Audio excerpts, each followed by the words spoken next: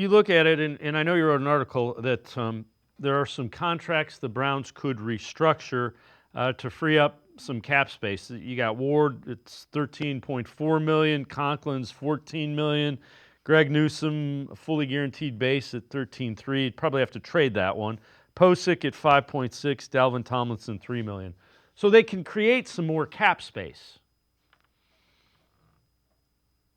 Yeah, they can create a little bit more cap space with those deals in particular.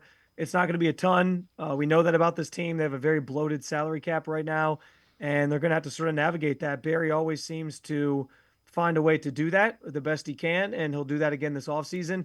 Those are the ones that make the most sense. There's a few like Ethan Posick's deal. It's only like 5 million per year. It's not going to save you a ton, but hey, every bit counts if you're the Browns right now.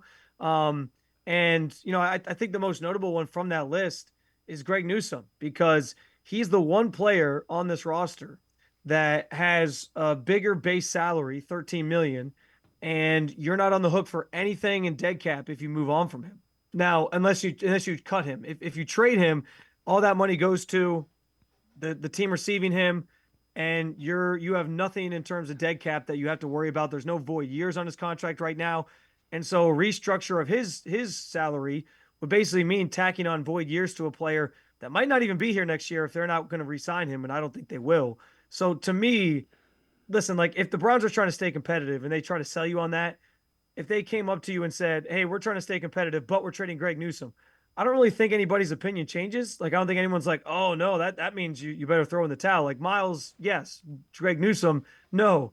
So I don't think the outlook changes all that much by potentially trading Greg Newsome. I say you move him, get a day 3 pick, whatever it's going to be, like a 6-round pick, whatever, and you use that for whatever you want to use it for, whether you select a player with it or use it to maybe move up and down the board this year or next year, whatever.